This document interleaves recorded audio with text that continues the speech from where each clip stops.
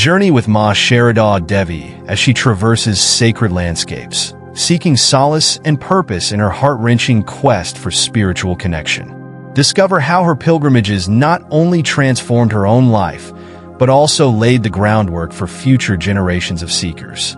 In this enlightening chapter, we follow the Holy Mother on her transformative pilgrimages across India, from the holy shores of Puri to the sacred grounds of Varanasi and beyond. Each destination holds a special significance as she seeks to honor the memory of Sri Ramakrishna while also advocating for her monastic disciples. Witness her deep devotion and compassion as she interacts with devotees, performs rituals, and expresses her longing for a permanent home for her spiritual family. Join us as we explore the profound experiences that shaped her path and enriched the lives of those who encountered her. Chapter 11. Pilgrimages. In November 1888, Holy Mother went to Puri in a party including Yoganma and Swamis Brahmananda, Yogananda and Sharadananda. As a mark of honor and respect to her, Govinda Sringeri, the priest of Balaram Bose's family at Puri, wanted to take her to the Jagannath temple in a palanquin.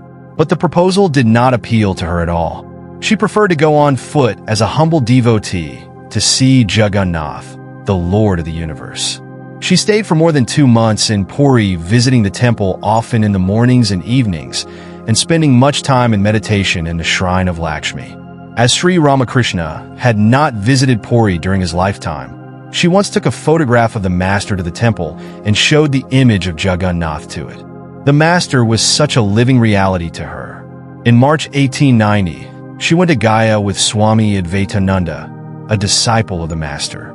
She visited Bodh Gaya, the place where Buddha had enlightenment. At Bodh Gaya, there was a Hindu monastery. Seeing the perfect living arrangements in the institution, she prayed to the master that her children, i.e. the monastic disciples of Sri Ramakrishna, instead of wandering about from place to place as they were then doing, might find a permanent place of shelter and that they might not have to struggle so hard to meet their bare physical requirements. She used to say that through the grace of the master, the monastery at Belur was established soon afterward. In 1895, she visited Varanasi and Vrindavan for the second time, accompanied by her mother and brothers. And in 1904, she revisited Puri, this time with Swami Premananda, some devotees of the master, and some of her relations. In the year 1910, she went on a pilgrimage to South India. On the way, she stopped for 2 months at Kothar in Orissa at the home of Balaram Bose. At Kothar, Devendra Nath Chatterjee, the local postmaster who had accepted Christianity, came repentant to the Holy Mother. The Holy Mother always knew how to rise equal to the occasion. She advised him to get reconverted to Hinduism, which he did. Afterwards, she directed one of her monastic followers to give him the sacred thread and the Gayatri mantra, and she herself gave him spiritual initiation. The following February, in a party of 8, she started for Madras. Swami Ramakrishnanda, the head of the Ramakrishna Mutt at Madras, made all arrangements for her continuing pilgrimage in the south. She stayed for a month in the city of Madras. Innumerable women devotees would flock to her every day, and though she could not talk to them in their own language, they felt the touch of her affection and the favor of her blessings nonetheless. From Madras, she started for Madura, Swami Ramakrishna himself conducting the party. After visiting the Meenakshi temple and other notable places, they visited Rameshwaram, where they stayed for 3 days. By special order of the Raja of Ramnad, she was given facilities for worship which no other pilgrim was privileged to have. The Raja of Ramnad did all in his power to show her the highest respect and honor.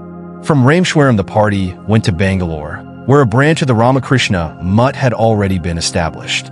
Holy Mother's presence at Bangalore created a great stir, and even without any public announcement, a large number of people would visit the ashrama every day to have her darshan and blessings. The visitors showered so many flowers at her feet that they often lay in heaps. All these tributes she took as due to the influence of the master, which had by that time spread far and wide, and it made her very happy. She returned to Calcutta in April 1911, halting for a day at Rajmundry to have a bath in the Godavari, and for 2 days at Puri again to have the darshan of Jagannath. The last pilgrimage she undertook was in 1912, when she visited Varanasi for the third time in a large party consisting of some senior monks, devotees, and a few of her relations. On this occasion, she stayed at Varanasi for about 2.5 months, and so could visit at leisure all the important temples and sacred places around the city. During her stay at Varanasi, she met the well-known Saint Kameli Puri. She was so much impressed by the spiritual power and with all the childlike appearance of this holy man that she remarked she felt no inclination to go to see any other saint. As a mark of reverence, she sent him some fruits, sweets, and a blanket. One day, she went to Sarnath, the place where Buddha preached his first sermon, and which is, as such, a sacred place of pilgrimage to the Buddhists. Here she saw many Westerners admiring with interest the ruins of the ancient city. She remarked that the very people who once built those buildings were now admiring them in great wonder. The Ramakrishna Mission Home of Service of Varanasi had by that time developed into a well-established institution, serving the sick and distressed. She visited it at the earnest prayers of the workers. As she went round the wards, she showed great appreciation and said, "The living presence of the Master can be felt here." The mother returned to Calcutta in January 1913. If you found inspiration in Ma Sarada Devi's earlier spiritual journeys, don't miss our next chapter where we explore her time in Calcutta and Jairambati. Discover how this revered figure balanced her sacred duties with the challenges of family life, showcasing a blend of humility and strength. Witness the trials she faced while nurturing her relatives and guiding countless seekers toward enlightenment. Join us to uncover the deep spiritual legacy she created, even in the face of adversity. Thank you for listening till the end. Please subscribe, turn on the notifications, like, comment, and share with your friends. This will help more listeners to discover our channel and content.